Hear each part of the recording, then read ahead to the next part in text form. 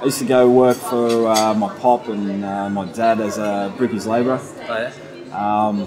They used to take me there when I was 12, 13, probably give me $5 for the day, so you know it's pretty much my first job. My pop said to me, he said get out of that trade, it's a mug's game, but I ended up doing it when I was 17, 18 as a full-time job before I started playing full-time rugby league.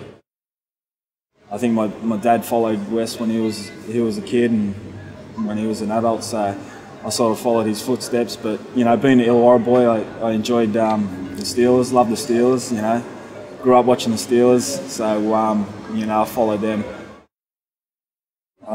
Back in '01, I had a pretty bad injury, broke my jaw pretty bad, both sides, snapped it clean in half. So that was a pretty serious injury. You know, I was in hospital for 2 weeks, and I ended up missing about a season. Yeah. All up. We do a lot of training at the Dragons. You know, I try and do a few extras with a couple of mates. You know, I do a lot of boxing, a lot of MMA training with a guy named Brett down in Wollongong. He's you know, he's been training me for about a year and a half. You're never as tired as you think you are. It might make sense to a lot of people, but yeah, it makes sense to us players.